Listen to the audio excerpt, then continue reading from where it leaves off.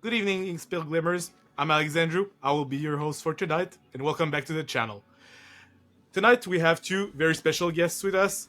We have invited Kevin Anctil and Philippe Asselin, two of my dear friends, to talk to us about DLC Toronto and their experience at said DLC and their future for Lorcana. Both of them have won an invite for the upcoming Continentals that will take place in California in Disneyland. So I'm gonna introduce them right now. Kevin, Philip, hello. Hello, everybody. Hi. Hi, So good to be here. really happy to be here with you guys. So as mentioned, those two are local players for me. I would let them just introduce themselves a little bit, tell us about your background in Lorcana and TCGs and everything. So, if you want to start us out, Kevin. Sure. Like as you know, we've known each other for years, but I've been playing different card games. I started Lorcana fairly recently. Actually, is it because you pushed me so hard to try and try again? You've been championing it since set one, and I'm not trying to get canceled, but I was not like a Disney fiend or anything else. I do like card games. It worked out quite alright for the first challenges. I would say so. Yeah, my experience is a little different. I've been playing Lorcana since pretty much day one. I remember getting intro decks, like starters, and playing with friends. We really liked it. And then we went on to play some local tournaments because there was some kind of a scene. And then I was in kind of a rut before the first store championships. But then with the actual promo that they gave out and an incentive to actually play and be good at the game, that really helped me. And then I went on to play continuously until DLC Toronto. So, yeah. And can you guys tell us about your backgrounds and maybe other TCGs? Because naturally, I know that Lorcana is not your first TCG. I know you both have quite an extensive resume in there. Sure. I've played mainly Magic for like most of my life, basically at this point, like at least half of it. Started competing at like a young-ish age of like around when I was around 20 years old, maybe a little bit earlier than that. Played a couple of Pro Tour. Uh, did the classic thing of quitting Magic because I never felt good enough, and then playing other card games, and then coming back to Magic, and then playing other card games. I played Hearthstone, I played Legions of Runeterra, all of those to like different varying degree of success on the like their professional like whatever circuit there was, and recently just pretty much started just playing Magic, and now I guess Lorcana for probably the foreseeable future, hopefully. Nice. Uh, I started playing card games in high school. I was playing Yu-Gi-Oh at the time. I didn't have any friends that were playing Magic, and I went on to lose that game and then to play Magic. Uh, Probably around 2012. I never really quit. Uh, I've played to various levels. I went to the Pro Tour, but recently I enjoy playing competitively, but on lower levels. I also played like a lot of different games, but not competitively. Like Hearthstone and Legends of Runeterra. And during the pandemic, I started playing more board games, but mostly card-driven board games. So Terraforming Mars, Ark Nova, anything cards, I Love me a really like. terraforming Mars. So yeah, I like cards. You and me, like, I think that's why we all know each other, right? We all work in this we all work with cars on our day-to-day life. I know Kevin is my coworker. Philip is working for a store in Sherbrooke. might the sound might be breaking a little bit for me. I don't know if it's just for me or if it's for everybody else. I think it should be all fine. Maybe it's just a problem with the program. But anyway, just moving along.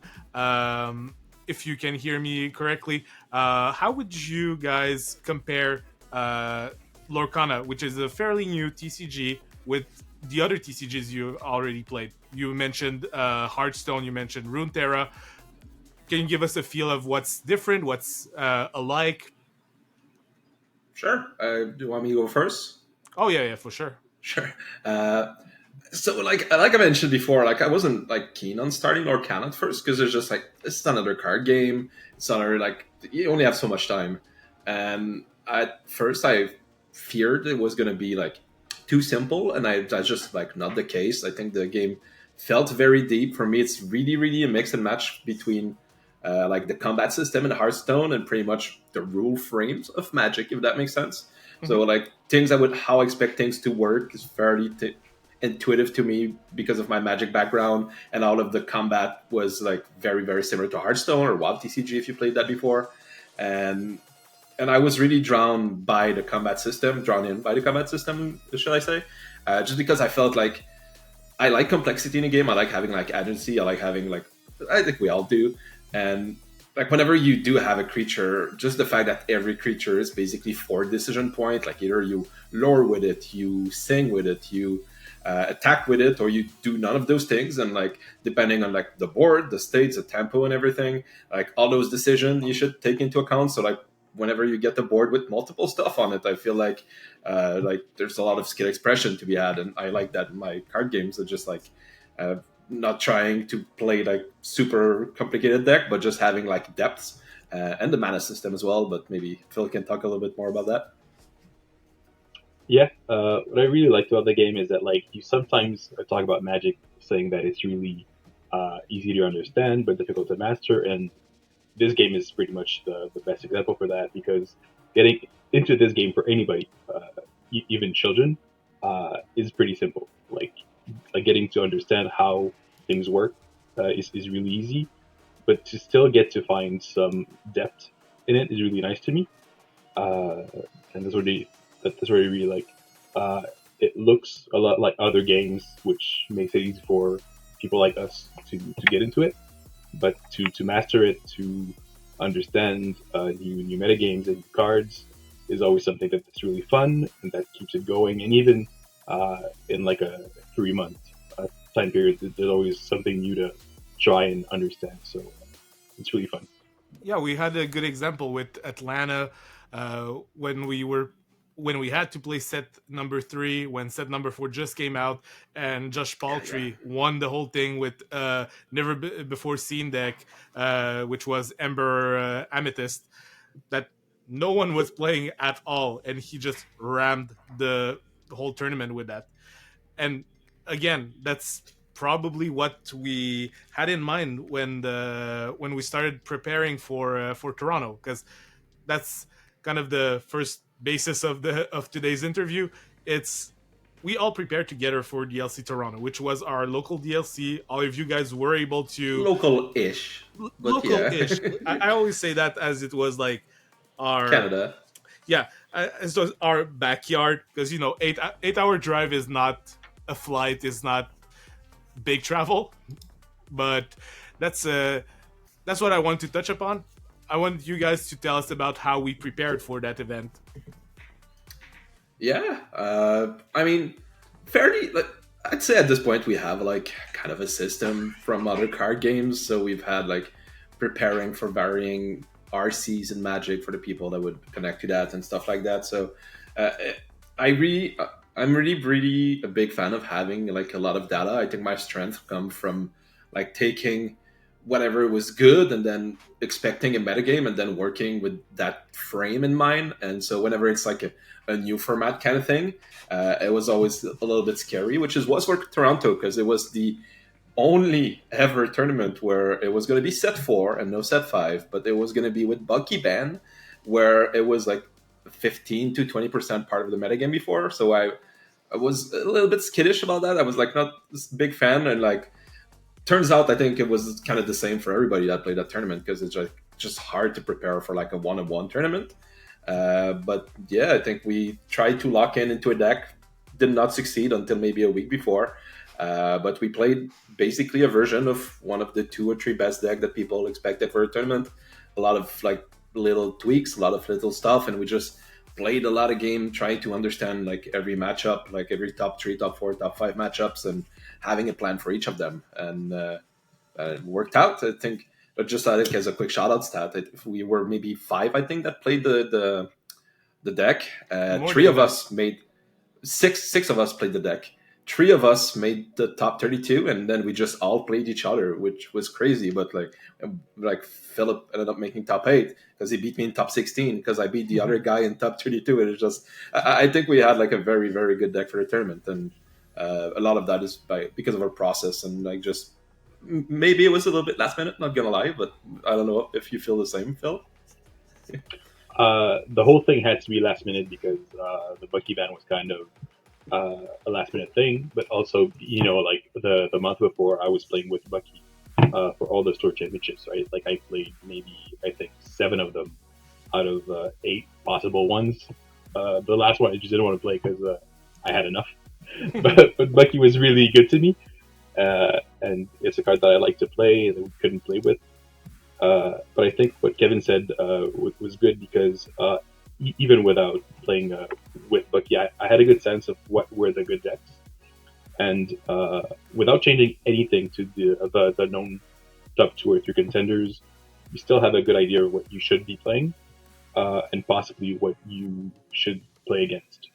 So to do small tweaks against known factors, because in the end, like if something really surprises you, like something comes from out of your top 3 or 4 decks, it's probably not going to be as good as your top Mhm. 3 or 4 best decks. So knowing that and being able to play just against those, to me, like the process wasn't much about finding new things, but to play more games, and to play more games against those decks. Because I remember when we were playing, my testing wasn't really going well. Like we were doing a lot of draws or splitting games. Yeah, Right? that But first testing session, things were not good. No. but without being able to like find some really good thing that's better than everything else, to be able to just play more and know these little these different scenarios, I think is really good. So when you come out and you play with other people, you're probably have a better hedge because you know what you're expecting. Exactly. And like I have to add for the people at home that probably aren't too privy on our process of testing. If you guys remember, one weekend the guys from Sherbrooke came down here to Quebec at the store. We played for a whole day. Like I think you drove in at around noon, drove out at I don't know some hour in the evening, maybe 7 or 8. So and we just played games, and that's the one you were telling us that we're we didn't like land on anything. We were trying stuff. We tried various permutations of Steel Song, of Blue Red, of many decks, and nothing seemed to stick. And then the week after, we decided the guys from Quebec to come down to Sherbrooke to test with you guys, and there were more people to test over For there. people that don't know, it's like a 2.5 hour drive, like both ways, so it's still a bit of a commitment. Yeah, so Because we don't have an online client, but keep on. yeah, the online client, everybody crying about it, and like I think even me that is a fervent like paper player would start playing on the online client once it releases. I know Phil kind of shares my view of it. He's like paper only. He's a paper I warrior. Yeah, I'd like to be able to play more online, like in general, but just hard for me to just like sit down and play online games and playing with friends, playing with actual cards. It seems easier to me. It sure sounds like something that is more of an asshole, but it's still something that I like. And to come back to Toronto, we ended up playing Steel Song, which was a known factor. It wasn't something that was out of the ordinary, but with a few tweaks because we knew what we were playing against. We knew that we were going to play against a lot of our own deck. So like to beat Steel Song and to make sure to beat some other items deck and stuff like that, we made some tweaks. but Steel Song was really good for us, I think, during the whole tournament. Yeah, Yeah, so you can go ahead, Kevin. yeah, I was gonna say, so because like the deck we expected the most was and I think it was the same for everybody, was not a secret, was Ruby Metis, just like the red purple deck. So we really just like Steel Song into it. We felt like we had a decent hedge, or like it's still like Ruby Metis is such a good deck that you're not gonna be ever crushing it, but we understood the plan very well. And once we settled on a Steel Song version that I felt like could beat the mirror and already being good against Ruby Metis, and then I maybe wrongly assumed that the blue decks were gonna be like a little bit of a downswing, but people are such like fiends on those decks, like they only play the blue decks, and for that tournament for Toronto specifically, it made like a little bit less sense because Bucky was out of the metagame. But like we still like had plans in that matchup. We teched things like the Banja and stuff like that. But even after that second weekend that you mentioned in Sherbrooke, I was not by any means locked on Steel Song. It's just basically on the car drive back where I just thought about the games that we played that day, and I thought about the Steel Song mirrors that we played that day because we played a lot of those Steel Song mirror where Virgil just kept crushing us, and I'm like, I'm just trying to think of like something that would work in that matchup where. Basically, the thing we did was play no queen, which was not standard at all because everybody else in Steel Song was playing like the queen package, and we just didn't really like that and never got a breakthrough until we played this weird tech where I think it was good. I still think it was good, which we just played the look at this family card. Is when like when we thought of it on the car way back is when I was kind of sold on Steel Song. Tried it during the week, which was like the week leading to Toronto, which was like 4 or 5 days before, or when I like started zoning in on Steel Song. So it was very very last minute to say the least. Because even after all those testing sessions, I was like, oh, I'm just gonna play Blue Steel or something because that's the deck I started playing Lorcana with. But our Steel Song worked out, and I think we had quite the good version for that tournament. But I would not play, and I would never be able to play that specific list ever again because now all those new tools. Yeah, for sure. And I'm really happy that you mentioned the car drive back because that was like that kind of illumination moment where you just said like, you looked at the card, you said like, I don't know if it's good, but we're theory crafting here. We can do this really early. We can have a really good like game plan. Yeah, Just and the mirror to me felt like sometimes if it's not a blowout, which sometimes it is, which like if you have the blowout draws with like early wheel or whatever, it's okay. Like both decks will have that, but when it starts to be a grind, it was just about the guy that could keep on responsiling, keep on doing 4, 5, 6, 7 drops, and you couldn't do that if you could not have like a suspense, like some card advantage. Which look at this family kind of fixed everything there. yeah, you were really able to just like chain, look at his family, finding an aerial, finding a song, finding a wheel probably, and you just had like the whole engine going. And this is probably what I want to touch upon. Like I want you guys to tell us a bit about some of the games you played in Toronto because the deck was, it was known value like we said, but with the new technology that we introduced in it, like we were playing to look at his family, we were playing a Stitch Surfer, we were playing an aerial Sonic Warrior.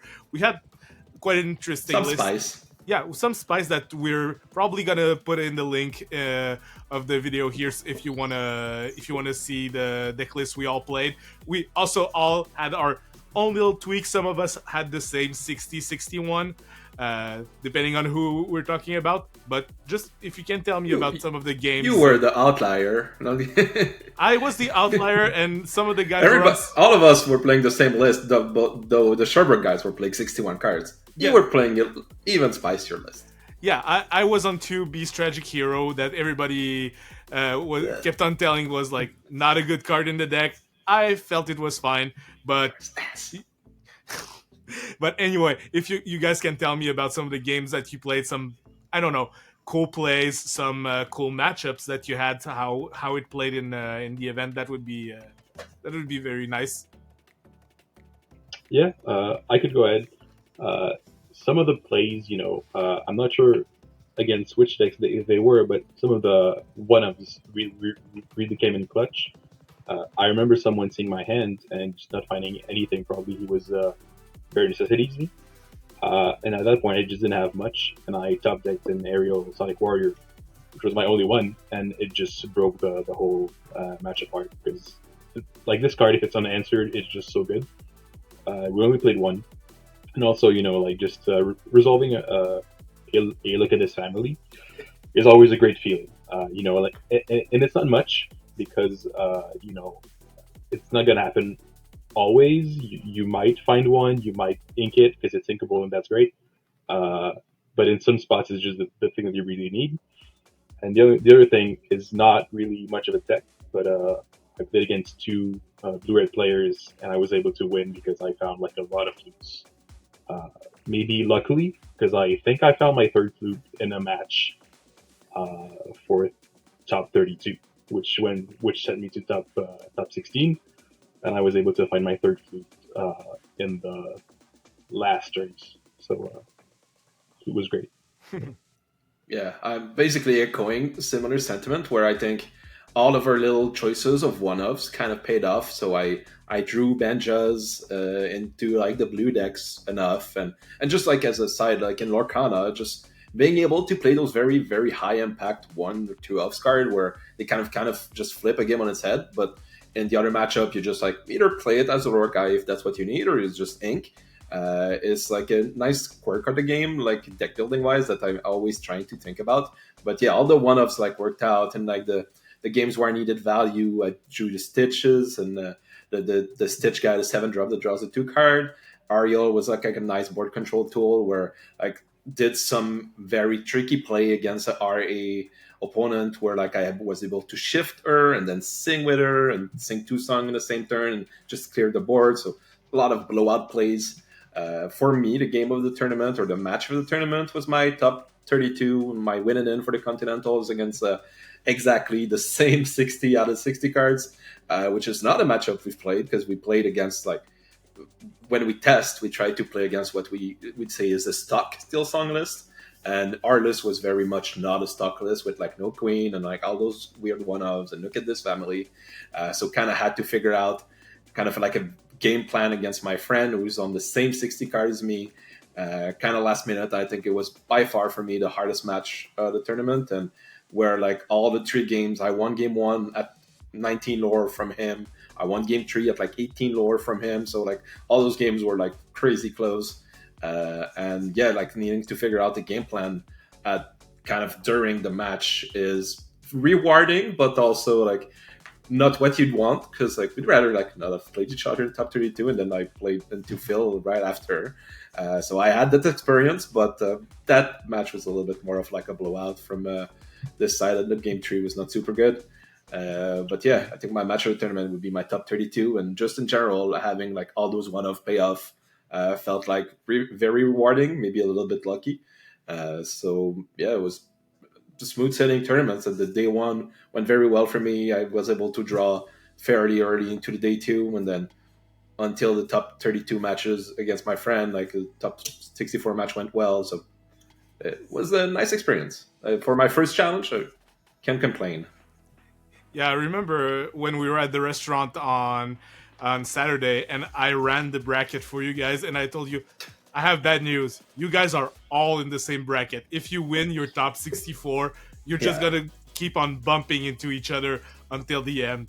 At And least we knew the day before. Like it was not like a surprise. It was just like so disheartening to just like there's a world where we all top 8. You know, maybe the deck was so crazy, it was so good, but like the way it fell out, there was only one world where one can make the top 8. So yeah, but anyway, it was. I think it was a great experience. I remember just like coming to see you guys because I was playing a side event at that point, and like the energy was very high. Like even when you guys played against each other, I remember Phil playing against another Quebec person, which is Nicolas Roy in top 8 on stream, which was against Blue Steel, right? Yeah. Yeah. So It was against this Blue too was. Steel, and yeah, sorry, go ahead. Oh, I just wanted to move along, but if you had something to add about it. Oh no, I just feel like Blue Steel was something that we could possibly win against, but both my games during top 8 were some of the worst I've had the whole weekend. And was a little disheartening that they were on stream, but it's fine. I think Yeah, our deck proved to be good enough, so it's fine. yeah, because I played against Nicolas during the Swiss rounds. You did. I saw the spies that were in the deck. He was playing a Pyros, the Titan that readies other characters when he challenges. Anyway, the deck was really nice on his part too. It was just the right amount of spice. So now that we've talked about Toronto, now that's in the past, and you guys really performed well. Now you can come to the Continentals with me, which is a very nice achievement for you guys. I hopefully we'll know a little bit more details soon. I think there's like a lore cast this week. Uh, Like so we're filming this on Monday. Lorecast is tomorrow at 1, I think. yeah, I just want to know what I need to book, man. I like okay, do we get tickets to Disney? Like that's very hype for me. Like I mentioned, I'm not like a Disney fiend, but I still like I'm not a hater or anything. So like I didn't even really know where it was until like you told me it was like oh, we know it's gonna be like in California. It's gonna be like in Disneyland, or like damn, that's crazy. As far as like a place to play like a high reward card game tournament, I think is going to be like a crazy place. I want more details, please tell me, Disney. But first, before we get to that, we have to talk about something we'll be doing before. So it's in a few weeks, and it's coming out fast. It's Vegas, DLC Vegas. So we're all gonna be going to Vegas. We'll try to qualify the other guys from the team that were not able to get there. Gabriel, I think about Gabriel that you played against in top 32, Kevin. We want him to be coming with us. He's our boss, and we need those those days off. Sure, it'd be nice for him to come. Yeah. I would appreciate it. So about Vegas, I want to know your impressions about Set 5, about the new cards, the new meta, and without just like telling everybody what our testing is, I want to know what your impressions are. Sure, I can start. Well, set 5 is uh, like so. I started set 4, so for me, I don't have like a lot of reference point, but it felt like there's some high impact cards, but overall, a lot of the stuff kind of stayed the same, and a lot of the decks that already existed just got a little bit improved.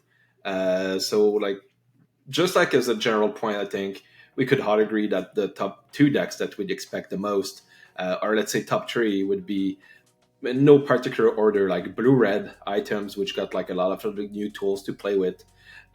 Steel Song, which also got a lot of the new tools to play with, and then just good old regular reliable Rubio Metis, which is just like maybe you're playing some libraries, maybe you're playing some Elsas, but overall it's basically the same list as set 4.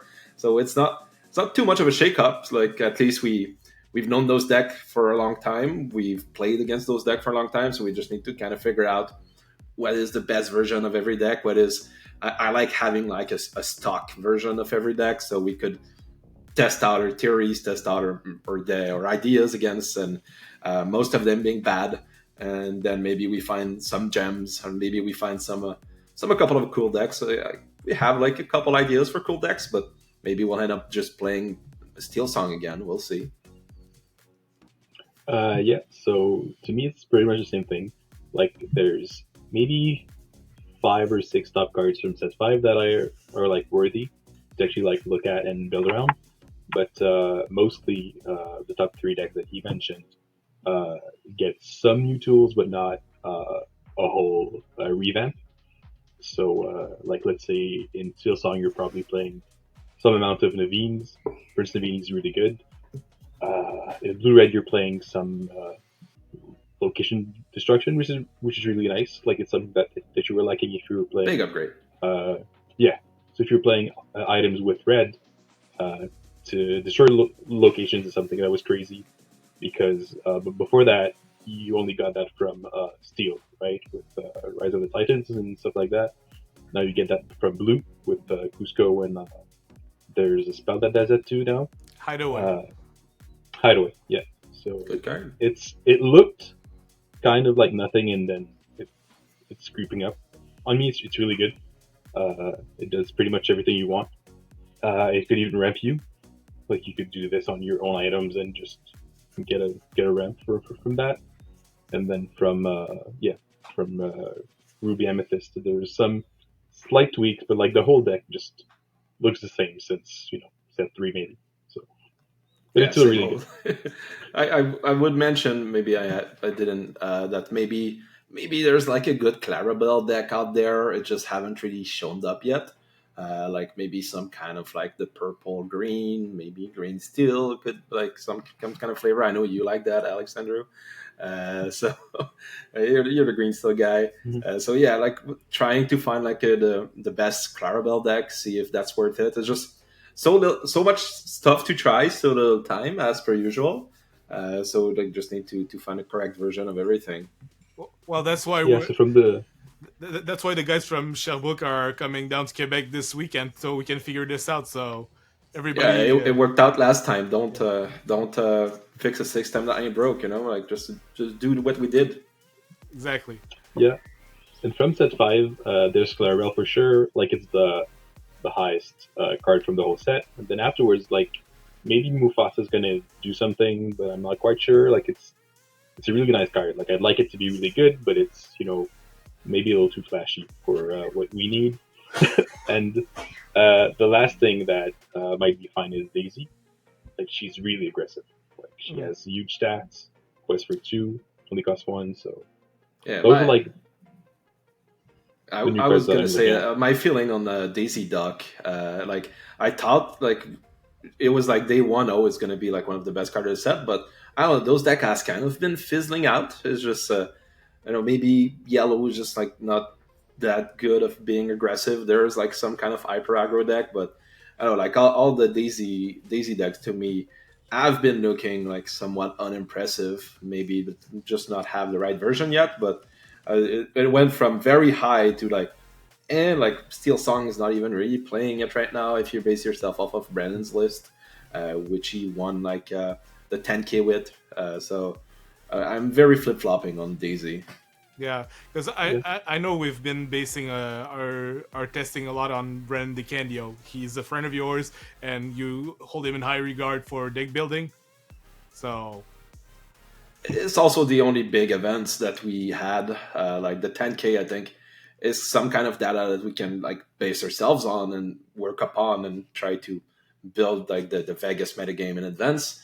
And like everybody will be doing that. So like taking Brandon's list and saying, "Oh, this is will be like kind of like a stock Amber Steel list," makes sense to me right now. So like, just like again, same situation as Toronto. I would like to have like 10 more DLCs to look at to like know for sure. But this is the first one in this metagame. So like looking at the 10K, I guess looking at Tampa Bay this weekend, which was haven't done quite yet, but definitely will be doing during the rest of the week. yeah. I'd like to add that it's something that I thought about, and that it's really kind of weird for Lorcana is that you might like it or not, but there's not a lot of data on like what's happening. If you're getting from like a MTG standpoint, like there's a lot of uh, MTGO results like every week, every day. There's a lot of lists to look at. There's a lot of data. Uh, for Locana, like you get to see some events. Like there's 16 people events and 20 people events, but like actual good data is hard to come by. So you need to make your own mind and your own testing, which is not a bad thing, but it's just something that is and that we need to work with. Yeah. and I want to move back a bit. You were talking about Tampa Bay, and there's a deck that we haven't really mentioned yet about all the considerations for Vegas, which is Lemon Lime that won in Toronto. It also won the 2K, I think, in Tampa Bay. There Uh, was like three tournaments in Tampa Bay. It won one of those, and Rubio Metis won the other two. Yeah. yeah, but like that too is kind of like the new kid on the block, let's say, with being really low to the ground, really uh, attritive build with just wanting to discard the hand, attack the hand, not being able to keep anything on the board with. Uh, I'm sorry, with Under the Sea. with Yeah, they're muses classic. bouncing with songs and everything. And I know we were quite keen on that deck also on our part, right? I like it. I think it's just like Diablo is still like a very strong card, and it's basically the only Diablo deck. So like, if you want to play your Diablos and stuff like that, it just has such like a weird feeling. Like all for me, like nothing is set in stone for that deck because it's still such on like on the fringe on the metagame that. Like some lists will play different number of two drops, some lists won't play like any other two drops than the Ursulas. You're not sure like what's the correct package that you want to play. And I'm not really basing myself much off of Toronto because I think uh, you need to play with the new tools that you have, and that list is pretty old. Mm. So yeah, I like it just because it is if the metagame is weak for Diablo, we've seen it at the start of set four. And then it got like adapted really quickly, but it was one of the reasons Green Steel was like such a dominant deck for in that metagame until Bucky was banned. So like you can still take the same approach and like turns out people are skimping on the removal or for that stuff, or maybe the ward portion of the deck is also very good against other decks.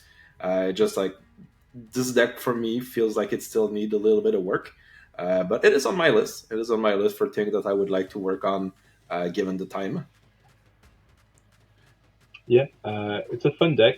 I feel like it's not like a really big factor. Like even before set five, some players like took it because it made some results. I think with Zach Bivens, which probably made top 64, like made a good result with the deck, Hmm. and it grew on. But to me, like I played it, I think it was like last week, and it just seems like some of the pieces really need to come together for you to like really have a good game. And those pieces, if they come out in like a wrong order, could really go wrong for you in a way that other decks don't have. Like some decks just have like good cards, like RA just is great cards. Mm. If you have a curve, like it's fine. Whereas with this deck, if you don't have like the right tools at the right time, uh, your wheels could just go off. Where well, you could also have like the reverse and have a really great game and draw like a lot of cards with your Sir Prince John. French Friends on. John. I'm not sure which one.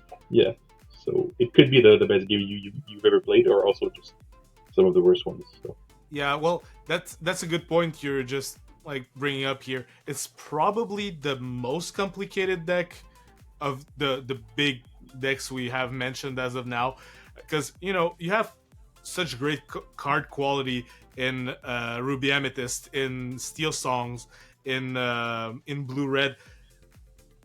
Every card is meant to do something powerfully, especially in Ruby Amethyst and Steel Song, which have a lot of new flashy cards with Naveen.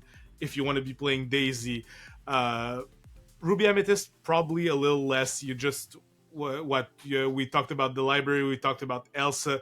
If people really want to be jamming those, but the lists we've seen as of now are pretty set for similar, right?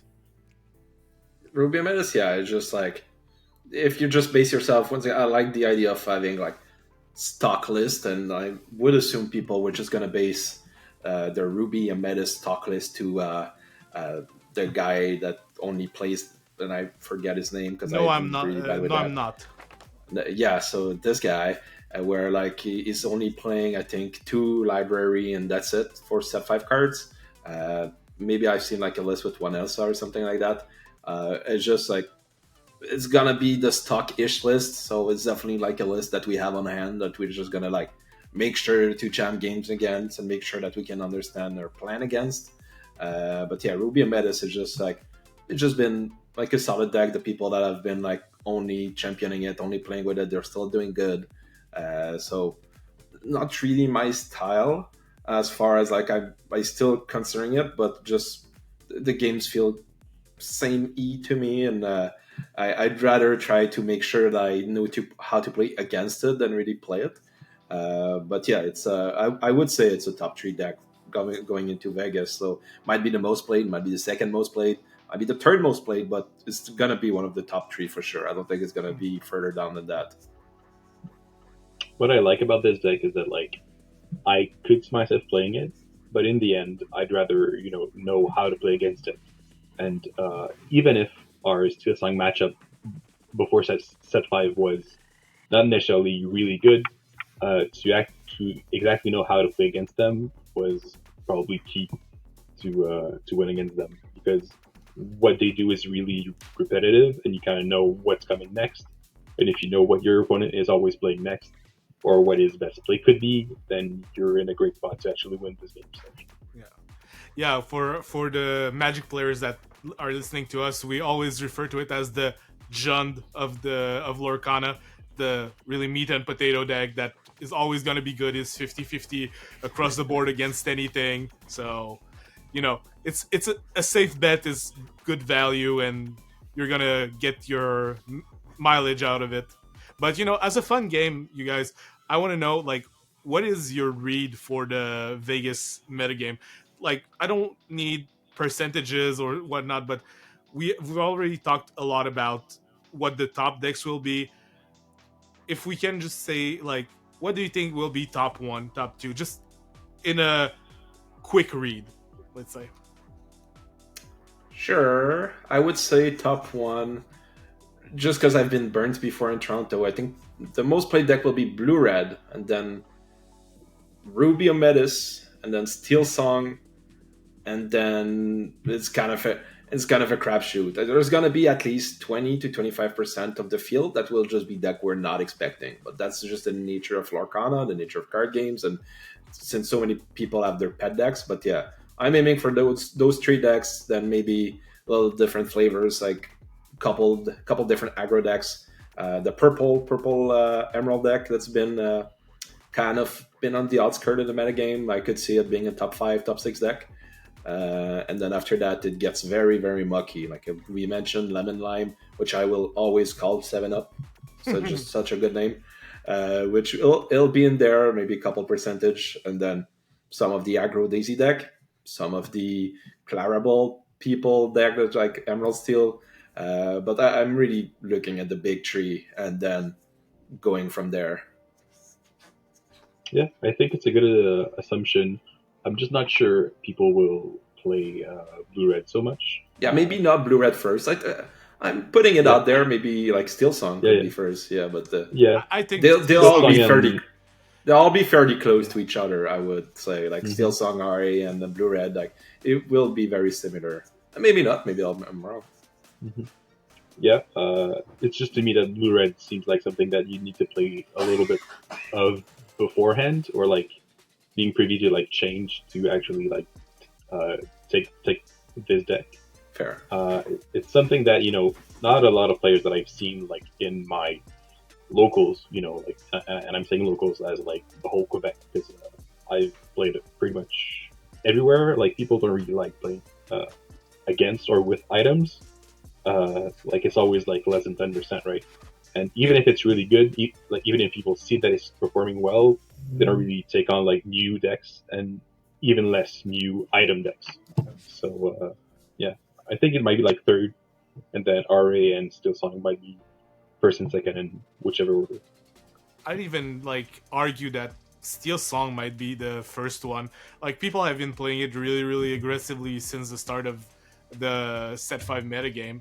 Like it's let's say arguably one of the easiest one to play among the big three, and it's also the one that has the most raw power with Naveen now, with like every new tool that has come from set number 5. It just probably feels like the one that might come out on top. But that is just my read. I'm just bouncing Yeah, ideas. It'll be close, and you don't have to play that shitty flute anymore. Yeah, We all hate that card, so Yeah, it's okay. We can cut it now. We don't have to play flutes. yeah. yeah. I think. Go ahead. I think Steel Song is going to be played for sure. And one thing that we didn't mention before from set 5 is Pete. Pete is really good. Like Pete, It's a 3 for great 3. card. You just can't play songs on your next turn. Well, actions even. Yeah, which is a lot. And I think like playing a Pete perfectly is going to be really hard. But when it's good, it's really good. So yeah. And it slots just so easily into Steel Song that Yeah, it is kind of the de facto kind of Pete deck right now. You just like cut the Lawrences, put the Pete in, so like it's just such an easy slot in. So if people correctly find that Pete is a good card, they should correctly find that Steel Song is probably one of the best speed decks. So it just had the like 1+1.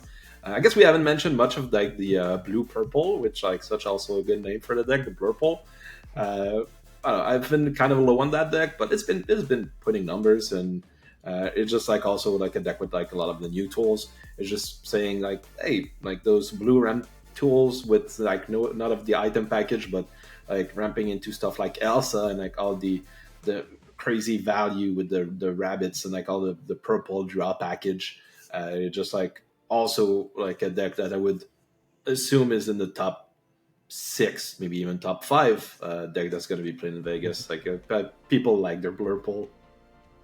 yeah. They're really good cards, and what I like from this deck is that you get to play some amount of Mufasa, which is just fun.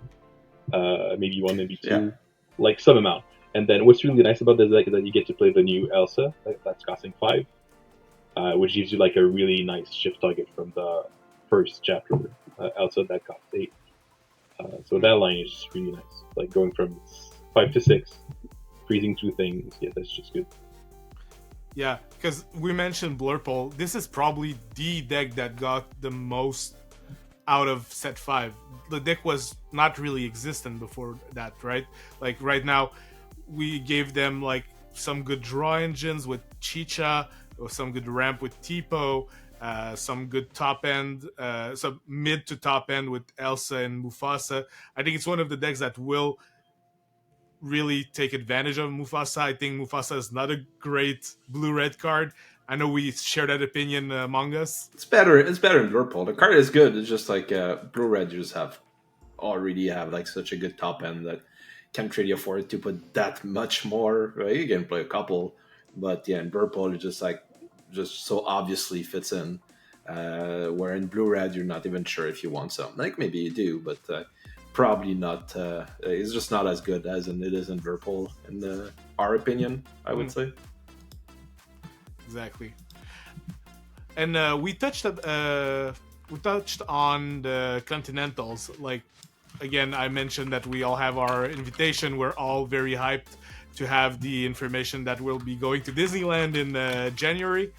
But I want to know what you guys have on the horizon with Lorcana wise, and also TCG wise, because we've been playing Lorcana more heavily this summer because everything else was quite, let's say, slow, and that's what we had to play, and we had fun playing.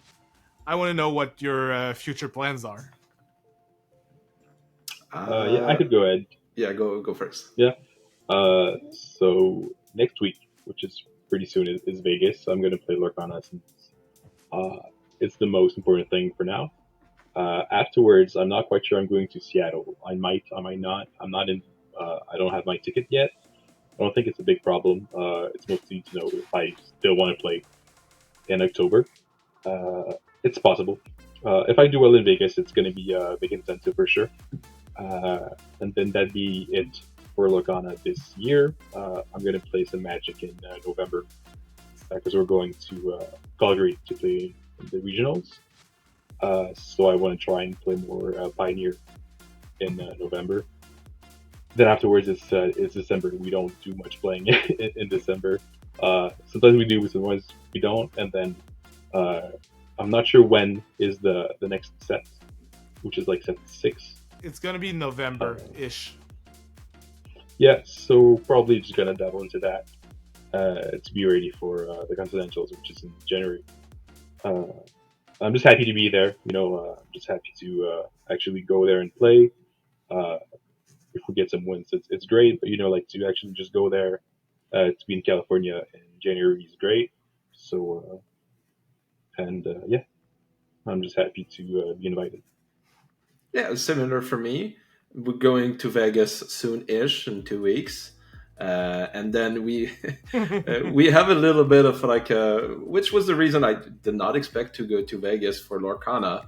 because we were already booked, already prepared to go to Vegas for the World Championship for Magic, because we have a couple friends that are playing the World Championship. We want to play in the Open. For myself, I want to try to qualify back to the Magic Pro Tour. I just recently fell off with a bad performance, but I've been having like good success before that. So I'm gonna try to requalify in Vegas. Gonna try to requalify in Calgary after that. I think I'm not gonna play much Lorcana after the Vegas one. A lot of Vegas, it seems. Vegas back to back. Don't know how good of an idea that is. It's a And great yeah, so idea. You know, it's a great sure, idea. that was the worst that could happen. But yeah, so Lorcana for Vegas, then probably not gonna play until the set 6 release. Just too much stuff going on. Gonna play a lot of Magic for Vegas after that, for Calgary, and then I'm dipping my toes in now like some online card games. I may be starting parallel TCG, which a couple of my friends have talked to me about, and I just want to have stuff to play online, which don't really have now because I used to play a lot of Runeterra, but this kind of died down. So I was looking for something else. We'll see how that goes, and then January, I guess, comes to us very fast, faster than we think. So I'm going to be back on the Lorcana train for that. Yeah, as soon as set 6 comes out, like, we have to start figuring it out, because I don't think the continentals in Europe will be with set 6. I think it will be with set 5. Because I they'll have to say, it's such a bad. I hate that Lorcana system where like the set is released, but it's not for the DLC. I understand all those reasons. I really hope this changes for future challenges where like just like line them up. You have the dates for everything. You're the company, so like you know, like make sure that doesn't happen. It's just for a viewer perspective for me, like when I watch your Atlanta stuff, I'm like, that's kind of cool. I want to start playing that game, but I felt like it was kind of a wasted effort watching that because it's not a metagame anymore. There's like nothing against it, but I hate that system. I don't know. I had to put it out there. Yeah, that's fine, because like I've always been like trying to be apologetic to Ravensburger about their system, like where set 1 and set 2 were so hard to come by, and maybe people had a lot of difficulty getting the cards and had to wait for the big store releases when they were out in, I don't know, Walmart's, Toys R Us's, and like everywhere, not just game stores in LGS's. But now it's not really a problem anymore. Like, the cards are really, really available. So I feel that this like 3-week barrier is just kind of unwarranted anymore. I understand it for now, like the first year, but like hopefully the Lord cast soon or like for the next year DLCs, it's like all going to be fixed, or you just make sure the DLC don't fall out into this exact window where like it's just easily avoidable. For sure, for sure. But another thing that, yeah, I think we spoke of when we were like discussing while testing, is that they weren't ready to have a competitive circuit for Lorcana. Like, they kind of it was kind of given to PPG on top. Like, it was just pitched to them, and it was like, okay, you guys, you have to make it happen. And it was just like, we'll do what we can, and that's what happened there. And it's not perfect, I think, but I have to give like huge props to the team organizing it, because in Toronto it was such a huge difference from Atlanta. Like, everything was really well organized, everything fit well, and everything. I know you guys For don't have a sure. point of reference, but you have Magic points of reference, and I think it was a really strongly organized tournament. Hmm. Uh, to me, it's something that like I kind of need to know about because uh, I feel like it's easy to judge if you don't have these reference points. But when you know like that this thing is kind of rushed, or like it's kind of put up on people that didn't know before that they had to do that, it's just a good thing that there's a system in the first year for competitive Lorcana, because without that, like there's not much uh, interest for your players. Like to me, to only have like locals and store championships, like it might not be enough to keep me going. but to have these things to watch or like to play in is just great, and also like to watch because a lot of other card games don't have this streaming thing. And in Toronto, I think it was really great. I haven't watched it, but to have it and to stream matches is just fun for everybody. So I've watched your yeah, games, and like the stream is much tighter than it was in Atlanta. That's for sure. okay. Yeah, as far as the like, I didn't want to come out of it as a hater. As far as like a tournament went, like it was very well ran. Just saying that the system is like The timing, improvable, but you it's mean? timing and everything. But yeah, as a first year system, as like kind of like a rush thing. Like my only experience was Toronto. I'll soon have another one. But no, it was like if I could just compare to like other card game tournaments I've been through, like it was like in the top tiers of those. That's good. Let's put it that way. Very well run, and like all the staff and everybody is just that's the cool thing in Orcana. Everybody's just so involved, and like everybody just seems to have a great time. Haven't seen like any reason, and like just everybody. A lot of people comes from other games. So I've seen like a lot of my friends that was judges in Magic just started judging Orcana as well, and they're having like a great time. So it's so cool to see. And in Toronto, it was like in full display. Yeah, and that's the thing. Like it's the vibe is quite different from other card games. Like we touched upon it in other interviews we did with the other guys from Quebec that qualified for the Continentals. Like it's a lot. I want to say warmer than other card games in Magic. Like rightfully so. It's really competitive driven. It's a little bit more individualistic, I want to say, but you know, without wanting to sound cheesy or anything, it really feels like the it's the friends we make along the way. Yeah, Yeah, for sure. sure. Like, To me, something that really struck me is that how you get to share these moments with people that maybe never experienced something like that big.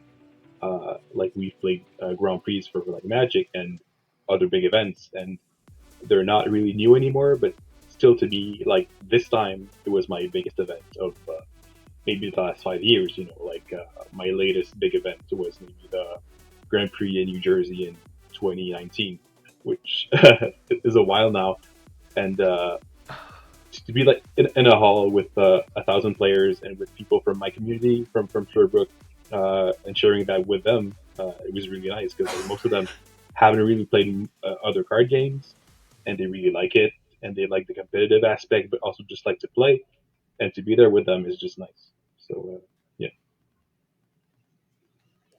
All right. So, as a closing word, thank you guys for being here on the show with us. It was a great talk. Always fun to talk with you guys. Not that I don't get to do that like almost every day now, but if you guys wanna, if you have shout outs to do to anyone, I'll let you do this as a send off. all right. Like shout out to our team, like people at the Medic store, like everybody knows it.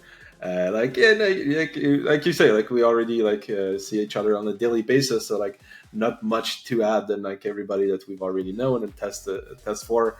I just want to mention like a quick shout out to a couple of the people in the Montreal crew, to Eric and Patrick, where like I've been discussing with them from day one since I started in set four, and they're going to be in Vegas as well. So hopefully they'll get to join us to the Continentals. And yeah, just like same team. Like I think we have like a huge community in Quebec, like the province in general. Like North Canada seems to be doing great as far as like the competitive scene goes. So just like everybody that we've seen in those store championship that's been trying to grind, and that was in the LC Toronto, and some people that I've never seen in other card games say, "Oh, I'm going to be seeing you in Vegas." I'm like, "That's crazy, man!" Like, where we've been coming from. So, like, shout out to everybody in Quebec that plays Orcana. It just like seems to be popping off right now. Yeah, same to me. Big shout out to you guys. And I don't get to see you every day, but I still get to talk to you guys on group chats and stuff like that.